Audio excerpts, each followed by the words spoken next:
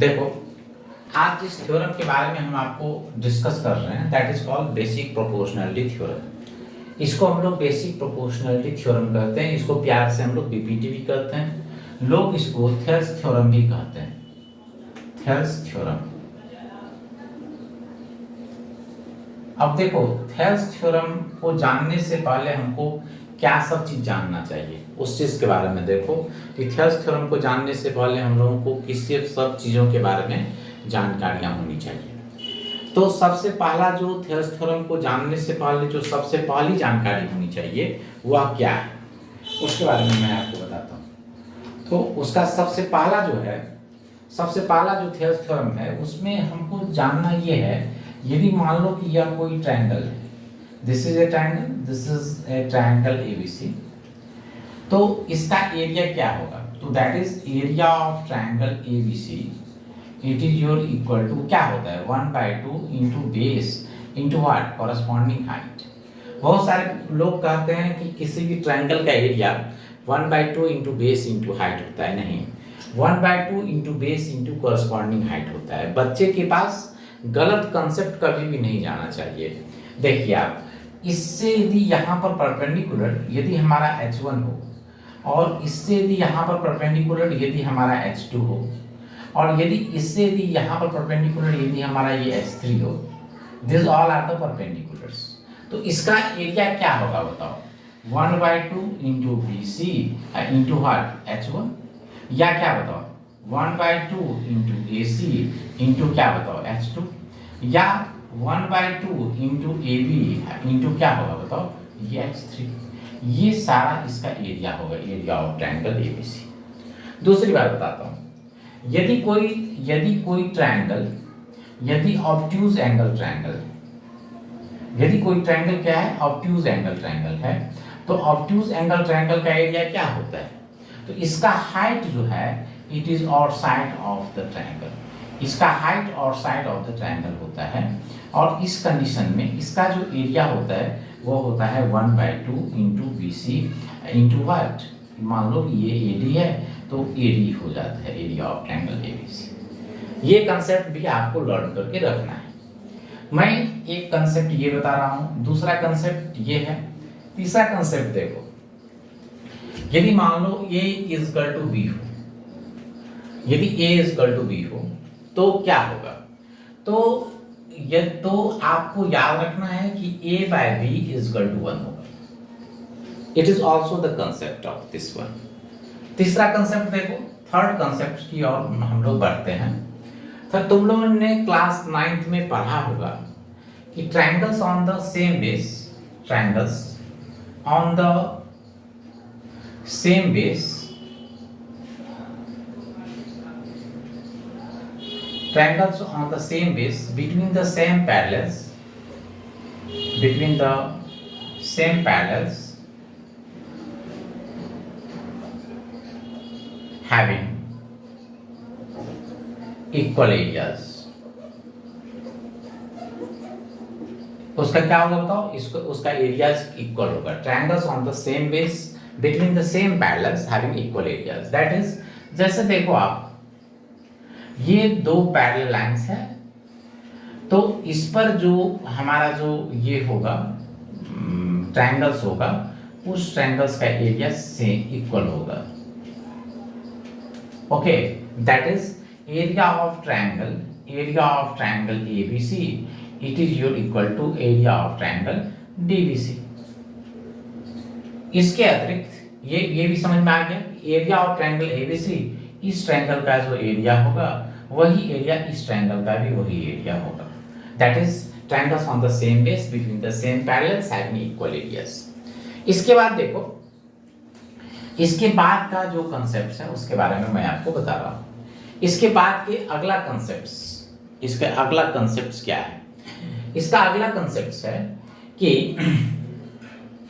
जैसे एक बताता हूं कि ये है नहीं, कंपोनेंडो क्या होता है, कंपोनेंडो, ये बहुत पहले आप क्लास 10th के सिलेबस में था, लेकिन अभी ये क्लास 10th के सिलेबस में नहीं है। जैसे देखो, यदि मान लो a/b इक्वल टू यदि c/d हो, तो आप लिख सकते हो a plus B by B equal to C plus D upon D, ये कंपोनेंट हुआ। फिर देखो उसी तरह से डिविडेंडो क्या होता है बताओ, डिविडेंडो डिविडेंडो डिविडेंडो क्या होता है, यदि मान लो a by B equal to यदि मान लो c बाय डी हो, तब a minus B upon B equal to हो जाता है c minus D upon D. और इसी दोनों को मिला करके कंपोनेंटो एंड डिविडेंडो मिला, जो हमारा हो जाता है a plus B by A minus B equal to C plus D upon C minus D. यही है हमारा, दैट इज ये कॉन्सेप्ट यदि आपको पता है तब आप क्या कर सकते हैं, आप क्वेश्चंस को बना सकते हैं। जो भी क्वेश्चंस होंगे आपको इस पर बेस्ड, थेल्स थ्योरम पर जो भी क्वेश्चंस बेस्ड होंगे आप आराम से इसको बना सकते हैं। इसके बाद देखो, इसके बाद थेल्स थ्योरम है क्या, इसके बारे में जानो कि थेल्स थ्योरम क्या है। देखो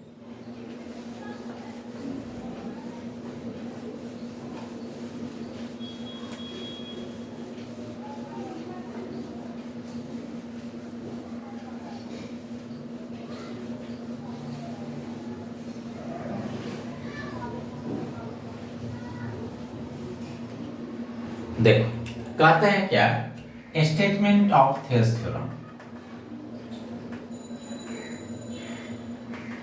statement of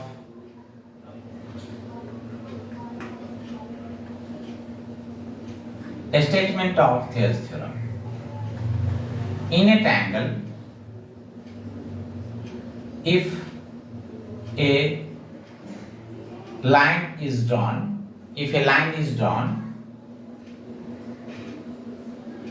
parallel to a side of triangle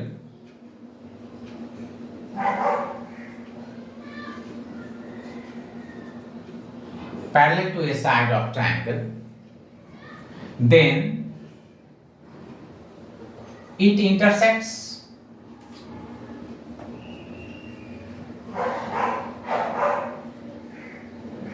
other two sides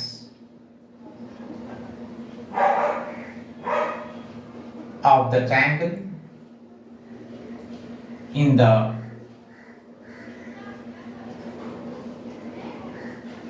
same ratio. In a triangle, if a line is drawn parallel to the side of triangle, then it intersects the other two sides of the triangle in the same ratio. मुझे इस questions को देखना है, मुझे इस questions को बनाना है। तो देखो आप, मैं इसको कैसे इसको सॉल्व करूंगा। देखो आप यहाँ पे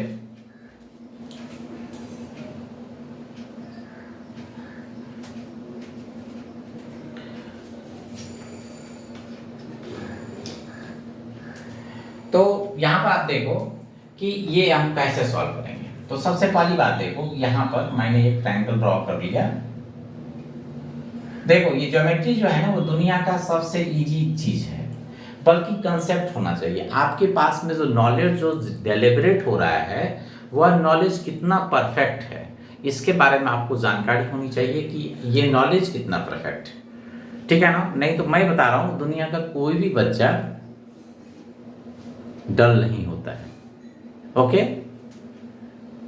उसको पढ़ाने वाले गुरु अच्छे होनी चाहिए, ठीक ना। देखो आप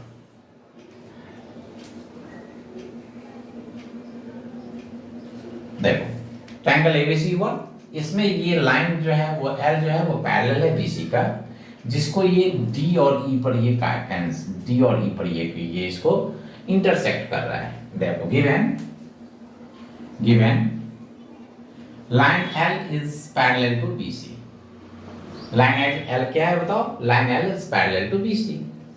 अब आप देखो लाइन L जब पैरेलल है BC का, ये दो साइड्स को AD और AB और AC को D एंड E पर इंटरसेक्ट कर रहा है। थोड़ा सा समझना है इस चीज को।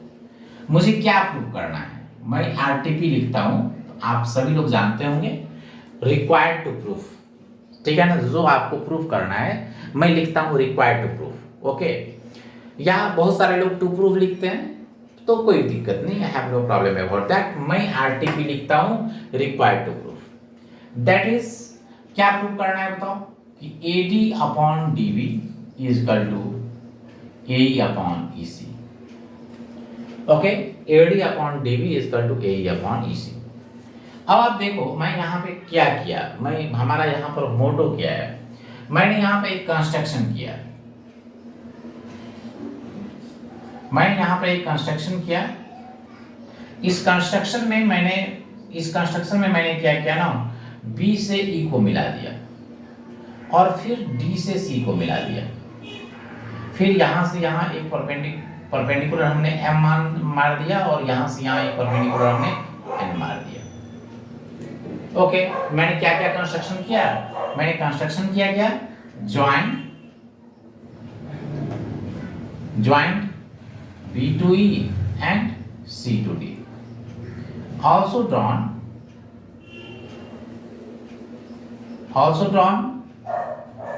DM perpendicular to AE, DM perpendicular to AE and EN perpendicular to AD। DM perpendicular AE पर मारा, DM perpendicular AE पर मारा और EN perpendicular हमने AD पर मारा। अब आप सुनो, धीरे धीरे इस क्वेश्चंस के कॉन्सेप्ट्स की ओर जाओ। ये देखो आप प्रूफ,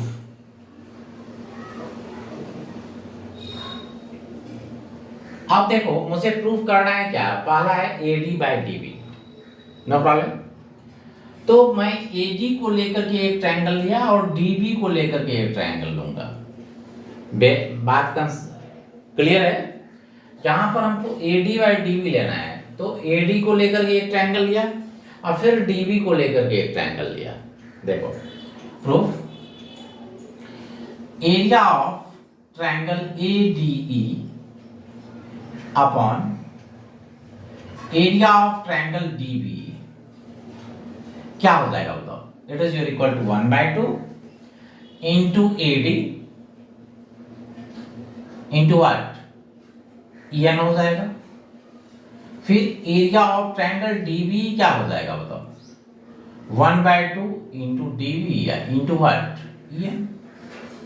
तो आप देखो यहाँ पर EN और EN कट जाएगा, हाफ ऑफ हाफ कट जाएगा। This implies area of triangle AD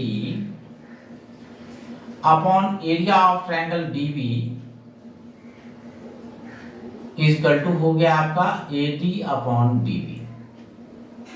ये आपका पहला वो काम हो गया। फिर उसी तरह से देखो, मैंने इधर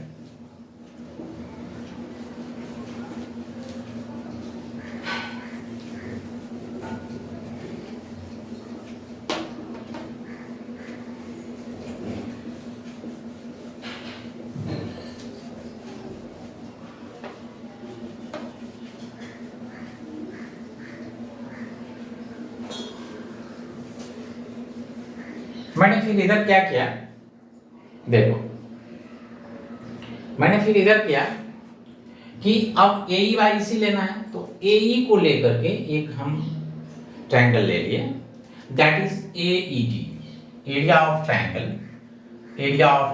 AED upon area of triangle, अब EC को लेकर के ले लिया तो क्या है बताओ, area of triangle DEC।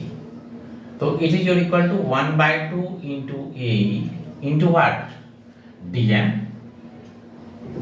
Into 1/2 into EC into DM। DM and DM both has been cancelled, तो area of triangle ADE upon area of triangle DEC is equal to हो गया AE अपॉन EC। ये क्या हो गया, AE upon EC।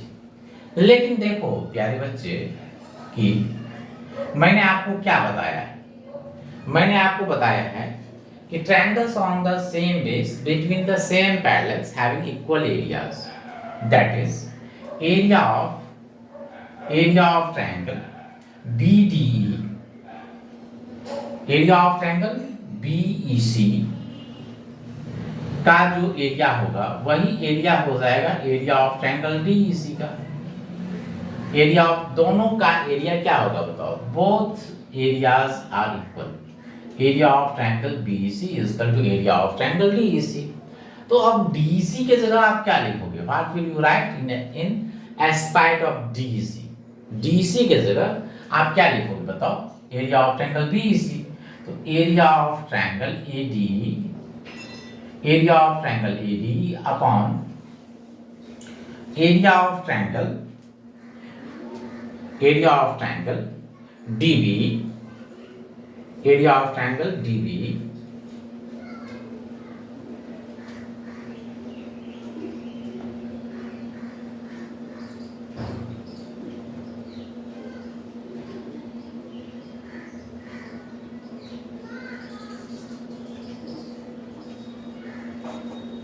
Okay. तो area of triangle AD के जगह यहां पर डीसी के जगह क्या लिखोगे बताओ, area of triangle DB, it is your equal to क्या हो जाएगा बताओ, एई अपॉन ईसी। ये हमारा सेकंड हो गया। फ्रॉम फर्स्ट एंड सेकंड देखो, इसका लेफ्ट हैंड इक्वल है तो राइट हैंड भी क्या होगा बताओ, इक्वल होगा। तो ये हमारा क्या आ जाएगा बताओ, AD upon DB, AD upon DB it is your equal to AE upon EC. ये हमारा हो गया AD by DB it is your equal to AE upon EC.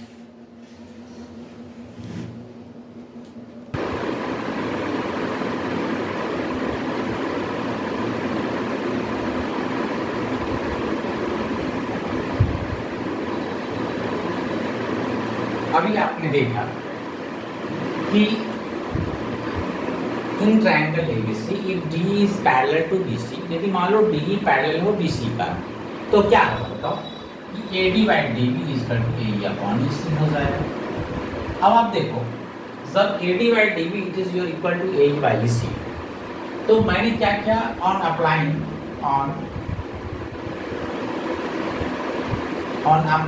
Component, मैंने कंपोनेंट को लगा दिया। तो कंपोनेंट को लगा दिया तो क्या हो गया बताओ, कि AD plus DB upon DB it is your equal to AE plus EC upon what बताओ, ईसी। दैट इज क्या, कि AB by DB it is your equal to AC upon EC. इसी को आप लिख सकते हो DB upon AB it is your equal to EC upon AC.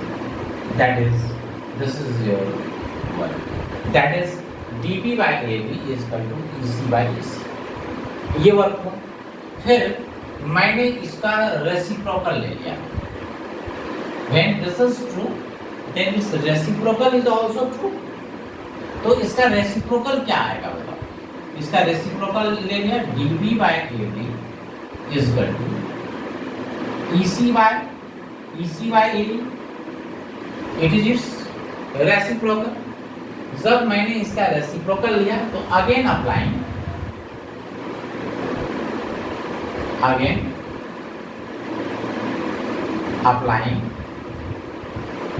C and D, again हम सी एंड डी अप्लाई कर दो, तो क्या हो जाएगा ये बताओ, this is your equal to DB plus AD upon AD it is your equal to EC plus AE upon AE.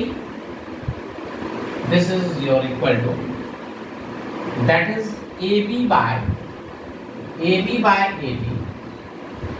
AB by AD, it is your equal to AC by AE. This implies AD upon AB, it is your equal to AE upon AC. That is, ये भी आपने देख लिया कि आपने क्या देखा, आपने इसका निष्कर्ष निकाला, आप इस कंक्लूजन पर पहुंचे कि in triangle ABC if line B is parallel to BC, if line B is parallel to BC, then क्या आएगा बताओ, AD upon DB it is equal to A upon EC. ये भी आएगा, मान लो ये भी आ सकता है। सेकंड क्या आएगा बताओ, A D upon A B it is equal to A E upon A C. It is also possible. And again, you can write dB upon AB, dB upon AB is equal to EC upon AC. This is also possible. ये भी हमारा संभव है. अब आपको मैं बता रहा हूं जब इतना सारा कंसेप्ट्स आपने क्या देखा in triangle ABC, if D is parallel to BC, then AD by DB is equal to AE by EC. मैंने फिर अप्लाइंग कंपोनेंडो एंड डिविडेंडो कर दिया, तो क्या आ गया बताओ, DB by EB AB is equal to EC by AC. फिर इसका मैंने क्या ले लिया बताओ, इसका रेसिप्रोकल मैंने लिया, इसका मैंने क्या ले लिया बताओ, रेसिप्रोकल लिया, और रेसिप्रोकल लेने से हमारा ये आ गया dB by AD is equal to EC by AE. Again applying कर दिया C and D, that is dB plus AD by AD is equal to EC plus AE by AE, that is AB by AD is equal to AC by AE, that is what AD by AB is equal to AE by AC. That is आपने क्या देखा, आपने यही चीज देखा कि यदि किसी ट्रायंगल ABC में D पैरेलल यदि हो BC का, okay, if D is parallel to BC, if D is parallel to BC, then from Thevenin's theorem आप राइट कर सकते हैं कि AD by DB is equal to AE by AC, फिर AD by AB is equal to AE by AC, और तीसरा DB by AB is equal to EC by AC. इसका कुछ छोटा-छोटा कंक्लूजन भी है, छोटा-छोटा इसका एप्लीकेशन भी है. हम लोग उसका एप्लीकेशंस के बारे में भी धीरे-धीरे इसको पढ़ेंगे. जैसे देखो आप, जैसे एक सामान्य सा कंडीशन लो,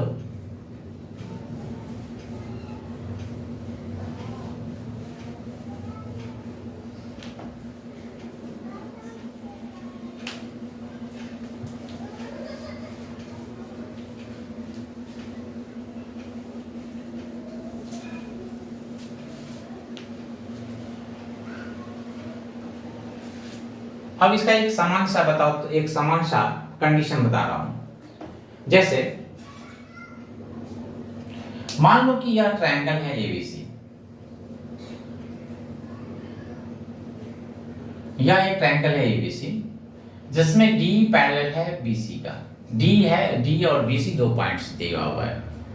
मान लो यदि यह 2 हो और यह 4 हो, यह 3 हो और यह 6 है, और आपसे क्वेश्चन पूछा जा रहा है कि क्या इज D पैरेलल BC, क्या D पैरेलल है BC का, तो आपका आंसर क्या होगा, what is your answer, I want to know. देखो, तो आप क्या करोगे, आप करोगे AD upon DB, it is your equal to what A, तो क्या हो जाएगा AD upon DB, it is your 2/4, it is your equal to 1/2. फिर देखो AE upon EC, AE upon EC, it is also 3/6. It is your equal to also what? 1 by. It is also your 1/2. तो आपने क्या देखा बताओ कि AD upon DB it is your equal to AE upon EC. तो जब ये होगा तो क्या होगा? This implies D is parallel to BC. जब D parallel BC का हो गया. मान लो कि इसके अतिरिक्त आपसे ये क्वेश्चंस पूछा जाएगा कि जैसे आप मान लो कि यह 3 है, यह मान लो कि आपका 4.5 है, यह x है, और ये मान लो कि आपका ये मान लो आपका ये आपका जैसे मान लो कि ये आपका 7.5 है. तो आपको निकालना है what is the value of x. देखो यहाँ पर D is parallel to BC है, यहाँ पर D जो है ना वो पैरेलल है BC का, D पैरेलल है BC का. तो आपको यहाँ पर क्या निकालना है, तो x का वैल्यू निकालना है. आप क्या जानते हो, आप जानते हो कि if D is parallel to BC, यदि मान लो D पैरेलल है BC का, तो क्या होगा बताओ. तो आप लिखोगे क्या बताओ, ये हो जाएगा AD upon DB it is your equal to AE upon EC, AD by DB AE by EC, that means कितना बताओ, 3 by 1.5 it is your equal to x by 7.5. okay, that means 3 into 7.5 is equal to 1.5 into x, that is x is equal to 3 into 7.5 upon 1.5. okay, तो आप यहाँ पर इसका value निकाल सकते हो कि यहाँ पर x का वैल्यू क्या होगा। ओके, तो आपका x का वैल्यू हमारा जो है वो निकल जाएगा कि x का वैल्यू हमारा क्या होगा। जैसे 3/4.5 3/4.5 that is this and this both has been cancelled, 15 3s are 15 5s are okay 3, that is it is your equal to 5 cm. Okay, that is the value of x is your 5 cm. the value of x हमारा क्या आ जाएगा बताओ, it is your 5 cm. okay, देखो अब मैं अब आगे बताऊंगा आपको कि converse of Thales theorem, what is the converse of Thales theorem, वो भी आपके एग्जाम का पार्ट है और कन्वर्स ऑफ थेल्स थ्योरम आपका इससे बन जाएगा। ओके, तब तक इसको नोट डाउन कीजिए आप।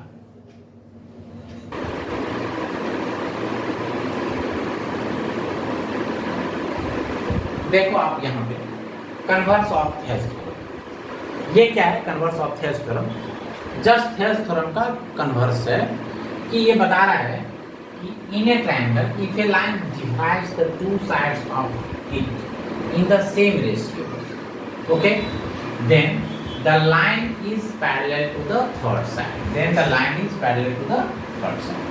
मुझे क्या प्रूव करना है बताओ, in a triangle if a line divides two sides of it in the same ratio then the line is parallel to the third side। मुझे बताना है ये लाइन जो है वो पैरेलल है थर्ड साइड का। दैट इज हमको क्या दिया हुआ है, हमको दिया हुआ है कि AD/DB it is equal to AE upon EC, ये आपको दिया हुआ है और आपको बताना है कि D पैरेलल है BC का।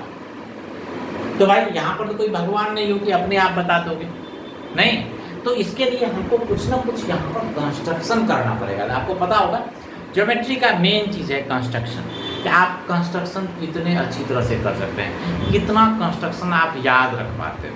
That is this is the क्या कहोगे, ये फंडा है ज्योमेट्री का, ठीक है ना। और जिसको कंस्ट्रक्शन याद नहीं रहेगा थोड़ा सा उसको ज्योमेट्री में दिक्कत होगी। इसीलिए मैं बता रहा हूँ कि कंस्ट्रक्शन सबसे पहले, ज्योमेट्री आप जब भी बनाते हो वो तो कंस्ट्रक्शन जो कुछ भी जहाँ भी रिक्वायर्ड होगा उसको याद रखा करो। दूसरी बात बताता हूँ, कहा जाता है क्या कि विद्यार्थी वही अच्छा है जिसका कि मैथ्स अच्छा है, क्योंकि मैथ्स डायरेक्ट माथा है।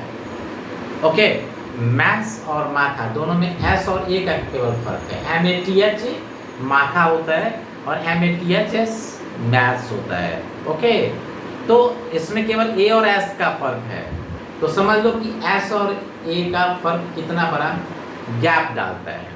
माथा जिसके पास में रहेगा वही मैथ्स बना पाएगा, ठीक है। तो कुछ लोग कुछ न कुछ चीज़ यदि होगी कि जिसको कि मुझे याद रखना होगा तो हम लोग अच्छी तरह से उसको याद कर लेंगे, क्यों नहीं हम उसको याद कर रखेंगे, ठीक है। उसको मैं याद कर लूँगा और याद करने के बाद सारा क्वेश्चंस बन जाएगा। कहा जाता है कि विद्यार्थी वही अच्छा है जिसका कि मैथ्स अच्छा है। अब मैथ्स किसका अच्छा रहता है पता है, जिसका कि ज्योमेट्री अच्छा रहता है। तो आप जान लो ये चीज़ के बारे में कि ज्योमेट्री जो है वो आपका मैथमेटिक्स का रीड है। यदि आपका मैथमेटिक्स अच्छा है तो आपका ज्योमेट्री भी अच्छा होना चाहिए, ठीक ना। और हमेशा इस बात को जान लो, या ज्योमेट्री अच्छा है तो मैथ्स भी अच्छा होगा। दुनिया का कोई ऐसा बच्चा नहीं मिलेगा जिसका कि ज्योमेट्री बहुत अच्छा हो और मैथ्स में वो और मैथ्स के किसी और चैप्टर में बहुत पुअर, ऐसा हो ही नहीं सकता है। ज्योमेट्री अच्छा है तो मैथ्स अच्छा है, बच्चा अच्छा है तो ज्योमेट्री अच्छा होगा, ठीक ना। देखो आप D is parallel to BC, D parallel BC का करना है। मैंने कंस्ट्रक्शन किया,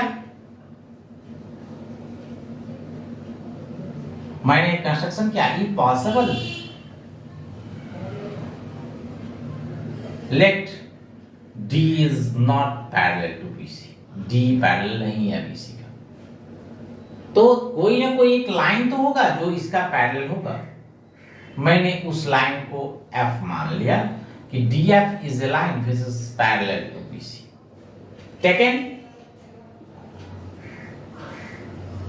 taken DF is parallel to BC। अब आप देखो प्रूफ, देखो ये आपका दिया हुआ है कि AD upon DB it is और equal to AE upon EC, ये आपका दिया हुआ है। तो आप इससे आराम से लिख सकते हो कि AD upon AB it is और equal to AE upon AC, आराम से ये मेरा हो जाएगा। और फिर देखो ऑल्सो हमने माना है कि DF is parallel to BC, DF parallel है BC का, DF पैरेलल है BC का। तो then from Thales theorem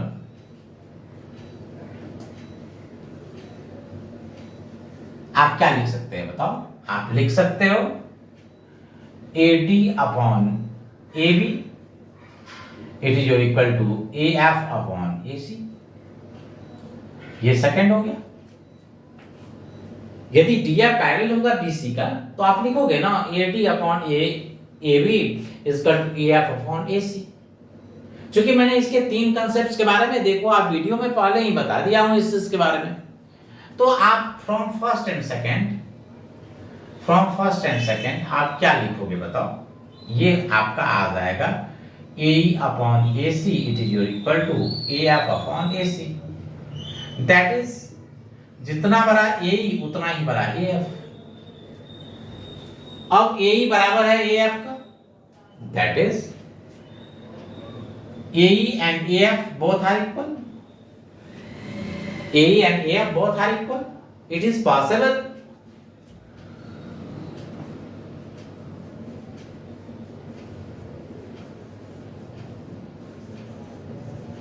It is possible only when E and F are the same point.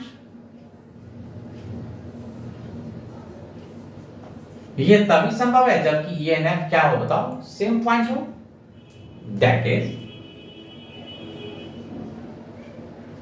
D and DF coincide,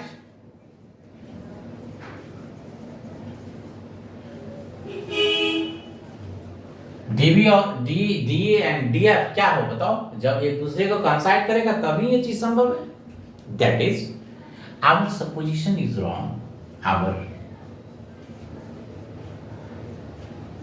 Our supposition is wrong and hence D is parallel to BC. यही D is parallel to BC, यही हो गया आपका। इसमें कोई ऐसा नहीं है जो आपको समझने में कोई दिक्कत होगी, वेरी इजी है। मैं इसको फिर से एक बार आपको समझा देता हूं। देखो हमको दिया हुआ है AD by DB equal to AE upon DC, क्योंकि थेल्स थ्योरम का कन्वर्स है। तो थेल्स थ्योरम का तो यही पार्ट है ना कि AD by DB equal to AE upon DC। अब हमको क्या प्रूव करना है? Required to prove D is parallel to BC। हमको क्या प्रूव करना है? हमको प्रूव करना है D पैरेलल है किसका बताओ? BC का। तो कंस्ट्रक्शन में क्या किया? Impossible let D is not parallel to BC। मैंने क्या किया? D को माना कि D पैरेलल नहीं है BC का, ठीक है ना? तो दैट मींस टेकन, तो कोई ना कोई ऐसा तो लाइन होगा जो पैरेलल होगा BC का। तो मैंने ले लिया कि DF पैरेलल है BC का।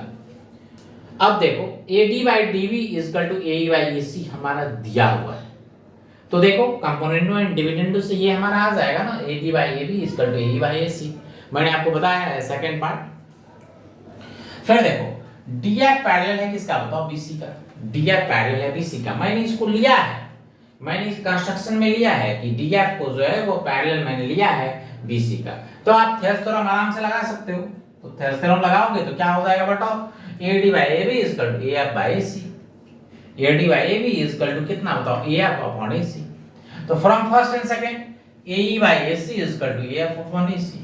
AC and AC both has been cancelled। तो AE क्या हो जाएगा बताओ? AE हो जाएगा AF के इक्वल। That is AE और AF कब इक्वल होगा? तो it is possible only when E and F are the same points। E और F दोनों same points हो। That is D and DF दोनों एक ही लाइन पर हो, उसी को इंग्लिश में एक टर्म है coincide करे। That means D and DF coincide each other। Okay, that it means our supposition is wrong। क्योंकि जब ये लाइन इस पे आ जाएगा तो ये तो मेरा अलग, ये तो मेरा गलत ना हो गया कि take and D F is parallel. तो यहाँ पर जो मैंने लिया कि डी is not parallel to B C, ये जो मैंने सपोज किया तो ये सपोजिशन तो हमारा रॉन्ग हो गया ना। तो दैट इज, तो जब ये हमारा सपोजिशन रॉन्ग हो जाएगा तो हम पुनः मुश्कोव के टर्म पे आ जाएंगे, और that is D is parallel to B C. D हमारा पैरेलल हो जाएगा बी सी पर। देखो ये इस चैप्टर में मैंने थेल्स थ्योरम और थेल्स थ्योरम का जो कन्वर्स है उसके बारे में हम लोगों ने डिस्कस किया। हम लोग फिर जब नेक्स्ट वीडियोस जब मैं अपलोड करूंगा, that means Thales theorem part 2, उसको मैं उसका एप्लीकेशन आपको मैं डील करूंगा इस पे। Okay, thank you.